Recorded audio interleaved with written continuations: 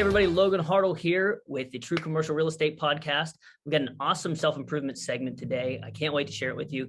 You've probably all heard of toxic relationships, but you probably haven't heard about toxic relationships with yourself. And today we're going to interview Caitlin Berry. We're going to discuss just that and talk about how it could be affecting you as an entrepreneur. So Caitlin is a double certified life and soul purpose coach who specializes in creating client-specific programming with measurable results. So for the last 10 years, she's worked at Walt Disney World Company in Orlando, Florida. She performs main stage events, hosts media and TV production, coaches fellow cast members using certified tools of hypnosis, meditation, EFT tapping, breath work, and neuro-linguistic programming. Caitlin has successfully transformed the lives of people across the country. So I had a hard time just saying some of those words, but it's, I'm really excited for the interview. I think this is going to be awesome. And I think people are really going to benefit from what we've got to talk about today. So yeah, welcome. Thank you so much. I'm so happy to be here. Thank you for inviting me to be on this awesome space and giving me the chance to breathe life into all the people that listen to you. Yeah, I appreciate that. They're definitely going to learn something today. So we're talking today, and we were originally talking about just different things that you do with coaching. And this topic came up in kind of our pre-recording conversation, and it just stuck out as something we have to talk about. And so I want to just start by asking, what is a toxic relationship with yourself? I mean, I think we all see what it looks like, outside with toxic relationships with other people, but what does a toxic relationship look like? What are some signs that maybe you're in a toxic relationship? Yeah, so I think for a lot of people, especially for entrepreneurs, it's a difficult thing to realize, like, wow, I actually might be treating myself like absolute crap, because as an entrepreneur, we're so worried about getting results. We're results-based people, right? So we're worried about, how can I make this person's life better? How can I get the next sale? How can I find the next deal? And we don't take a lot of time for self-reflection, honestly, usually because we're working 80 hours a week. Everybody bam, bam, bam, hustle, hustle really hard. So a toxic relationship with yourself can look a lot like not appreciating yourself, lying to yourself, telling yourself you're going to do something for yourself and then you never actually do it. Being constantly jealous of other entrepreneurs or other business people that are doing what you consider to be better than you. Not having personal boundaries, not prioritizing your self-work over, your regular work, just putting your career over literally everything else, which is something that I think a lot of people do. Binge behaviors, whether that's when you have some extra time binging with food or TV or drugs or alcohol, negative self-talk, self-deprecating humor, not being able to be alone with yourself without being entertained. All of those are signs of being in an absolute toxic relationship with yourself. Yeah, no, that's all good stuff. It's crazy to think about because, honestly, since we talked about this to start with, I've just started like thinking about areas of my life. And it's like, if I treated somebody else like that, would they be upset? And it's hard to stop yourself from doing that. It's so hard to do that. So I guess from an entrepreneur's perspective, how do we get into that trap? How do we get into that, like that behavior? How does that start? And what are you seeing in people how has it started in folks? Yeah, it's crazy because I think it's something that we've probably had from a young age that never really resolved itself. So for example, with a lot of my clients, I end up seeing that their negative self-talk starts the minute they wake up in the morning.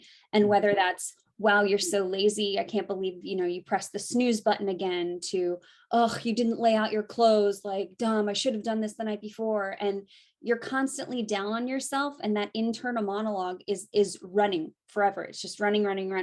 And what we don't realize is that the relationship that we have with ourselves is one that we can't get out of it. It's not like somebody's treating you like crap, so you leave. Or, somebody saying they're going to show up for you and they don't, or somebody lies to you, or you don't trust them. It all comes back, to the fact that we can't get out of the relationship we have with ourselves. And that starts early in the morning when you wake up and travels with you until you go to sleep at night. So I see a lot of clients that just have horrible self-talk with themselves, especially when it comes to sales, especially comes to, not closing deals or not getting what you thought you would get. People, instead of looking at it as a business outside sort of situation, we internalize all of that and end up putting our self-worth directly attaching that to what we're producing as an entrepreneur. Yeah, no, that's so good. That's so good. We talked a little bit about this, off camera about that, especially in a sales role or in a role where you're selling yourself and you're trying to promote yourself, how it can be, you can tie your self-worth so much to that process that it can be so negative. And I know for me, sometimes it can be, I'm probably harder on myself than anybody else is. And you're saying, just when you said, it starts first thing in the morning when you wake up, and it's like, didn't iron my clothes, I didn't do this, I slept in a little bit. I've had probably 3 times in the last 4 days those thoughts when I first woke up, and it just makes so much sense. Mentality is everything, and coming to work ready to go and excited and pumped up is so much harder to do when I have days like that. And it's fascinating. It's fascinating, truly is. So for people like me, or people like who are out there who are saying, I have a hard time being by myself without entertaining myself. I am much harder on myself than I am on other people. What are some actionable steps that we can take to kind of get out of that toxic relationship? Yeah. So the first thing is, you got to think, when you start a new relationship, whether it be a business relationship or a relationship with a significant other, what are the first things that happen when you start to do that? Okay, well, first you're going to meet them. You're going to get to know them. You're going to spend time with them, right? You're going to compliment them. You're going to, I don't know, maybe get them something to tell them that you're thinking of them. All of these things that we start when we, officially start a relationship with someone, you have to rewind the years and go all the way back to square one with yourself, because the basis of self-confidence is in the word confidence, right? Confidence means that you trust someone. So if I trust someone in a relationship, I trust that they're going to show up for me. I trust that they're going to do what they say they're going to do. When they tell me something, I believe them. Now, if I didn't trust them, if I don't have confidence in them, then nothing they say or do it's going to fall on deaf ears, right? So what happens is we don't trust ourselves. And then how are positive affirmations? Hey, you're doing a great job. We're not going to believe any of that crap. So you got to literally take it back to square one and start making yourself teeny tiny promises that you're going to keep. And you have to actively tell yourself, hey, I'm making this promise to you and I'm going to do it. And here we are. We just did it. Thank you so much for doing that. Thank you for showing up to me, as you said you would. And it starts at that very basis of self-trust in order to, build that new relationship where you can trust what's coming out of your own, your own mouth. You're training your brain to believe in yourself again, almost. Exactly. Yeah. You're creating those, neural synapses to fire differently, which is awesome. That's so cool. Very, very cool. Yeah. So just kind of to look at what we've been talking about, what it looks like to be in a toxic relationship, kind of on the other end of the spectrum. What does it look like when someone's in a really healthy relationship with themselves? Oh, it's the best.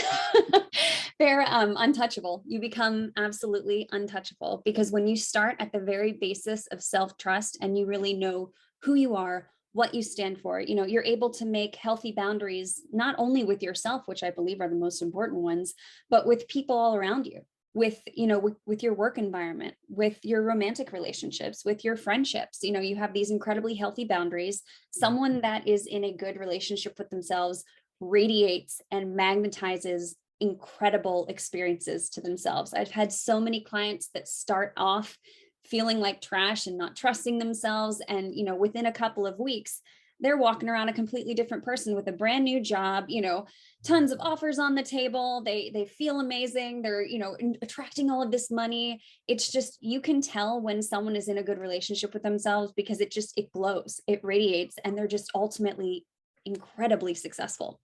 Awesome. That law of attraction thing. You Absolutely. what you think about. That's fantastic. Yep. Fantastic. So, how can somebody, how can getting out of this toxic relationship with yourself? You just mentioned some of the ways, but how can entrepreneurs start to get out of this toxic relationship themselves that they're in with themselves, and start to propel their career forward by fixing that, essentially? Yeah. So one of the first things that I always have my clients do is get really, really clear on observing their thoughts. That's going to be the very first step to anything.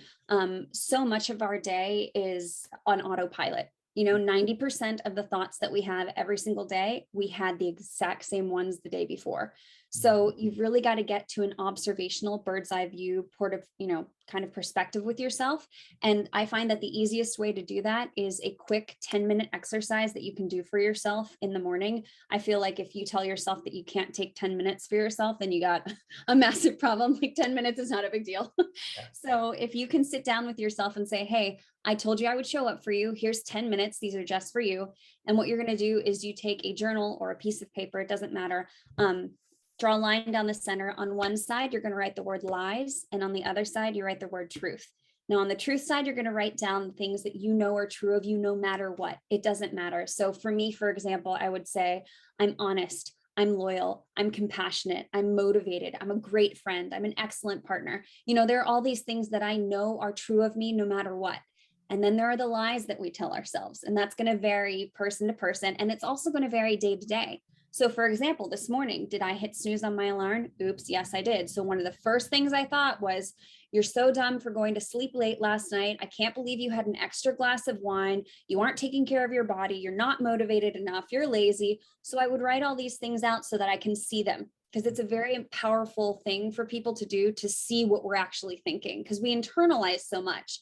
So you write down your lies and you write down your truths. Now you can add every day to your truths, but you're not allowed to take away from them, because those things are true of you every single day. And then you cross out the lies, because that's just circumstantial. That's just how you woke up today. But that gets you in the habit of observing your thoughts, taking time for yourself, and keeping a promise to yourself, which makes trust. And when you trust yourself, you believe yourself. Yeah, that's awesome. That's Yeah. awesome. It's so, and I'd like to get your input on this. It's so many of the things that you had mentioned about, well, I hit my snooze, and well, I had that extra glass of wine, or I didn't like that I did this. How many of those are influenced from the outside in, as opposed to just like I had the extra glass of wine? To me seems like when I'm doing that, I'm like, I'm taking a second to really enjoy myself. And then I pay for it the next day by self-loathing. And it's like, how many of those things are from the outside in, from call it relationships or environment, and how much of it do you think social media factors in? Social media, don't even get me started. Whole other podcast. Yeah. Well, Yeah. no, that's one of the things that I actually have my clients do early on in, our client relationship, is a social media cleanse. Okay. And not necessarily removing yourself from social media, but taking a really good hard look at the people that you follow and making sure those people are what I call expanders. So the only people that you're going to follow and the only accounts that you're going to follow are ones that make you think, wow, that's incredible. I wish I could be like them. They make me feel really good. Or that's so inspiring, or I can't wait to be that someday, or that dog is hilarious, or, things that really uplift you. Because I think what we end up doing is, cumulatively, especially for, those of us that are a little bit, in the younger 30s range, we've had social media for so long that we're kind of just following all of these people that we don't realize actually take our mental health down, 10 pegs. So it's super important to really take stock of that. Like, you're so aware of yourself in your business, in your techniques that you're using when you're an entrepreneur, being self-aware and being aware of all of those techniques that we're using when we're selling, and techniques that we're using when we're making deals, and all of these things, but yet we're not as aware of the information that we're consuming on a daily basis right in our phones. Yeah. And it can really do a number on our mental health. So that's one of the first things I say, is only follow expanders. And, from there, you'll realize that, oh, I actually do really feel a lot better when I go on social media, and less of those, mindset problems are going to come from social media, and you'll start realizing where they're actually coming from, which is 95% of the time, it's you. Yeah. No, that's awesome. That's awesome. Just awesome tips, and just great information for entrepreneurs today. I think this is just a wealth of knowledge. I do want to give you an opportunity to just expand on anything that you think that the group needs to know. We've already gotten great tips on, for me, just stopping first thing in the morning, stopping that negative talk is that was a gold nugget right there, just for me. But I love the truth and lies exercise that they can do, and I love the cleanse on social media, and the concept of following expanders. So I think people are going to just really benefit from that. But is there anything else that you'd like to elaborate on in terms of toxic relationships with self and things that people can do? Yeah, I think that at the very basis of everything, if you learn one thing from the podcast today, is that if you do not trust yourself, there's no way you can have a successful relationship with yourself. And if you don't have a successful relationship with yourself, you will not have a success in your, you know, in your personal life. You're not going to have success in your business. If you can gain that trust within yourself to know that like you are a safe place to come home to at the end of the day, you're a safe place to retreat to in between meetings, you're a safe place to have new and creative ideas, you're a safe place to, you know, bounce ideas within your head. If you can create that safe, trusting place within yourself, your career, no matter what you choose to do, will absolutely skyrocket. So will your personal relationships, everything will explode if you can learn to just trust yourself. That's awesome. Great information. Great information. So anybody that wants to learn more or maybe is interested in your coaching, how do they get a hold of you? How would someone get a hold of you? So I predominantly use Instagram. So my handle is at the Valid Collective. You can shoot me a DM. We can set up a free discovery call. One of my favorite things to do is to do that initial, 30 minutes to an hour discovery call to see if the client is not only, right for me, but is the relationship going to be a good relationship? Is this something that's going to work for both of us? I like to create specific, detailed programs for specific clients. So no two clients are going to be treated the exact same way. Some clients can accomplish and smash goals in 4 sessions. Some accomplish goals in 6 sessions. Life coaching is something that's not like therapy. You're not going to show up for it for years and years and years. This is for people who want to smash goals quickly and get ahead in the fast lane. That's awesome. Very, very cool. Well, we'll put your handle in the under this YouTube video. We'll also put it in the video itself. You'll see that come up. So you've all seen that come up in the video. So anybody reach out to Caitlin. She's phenomenal. And this has been great. And I can't wait to share this with our group. And I think everybody's going to really, really love it. So thank you. Thank you. I really appreciate you. All right, everybody. Take care.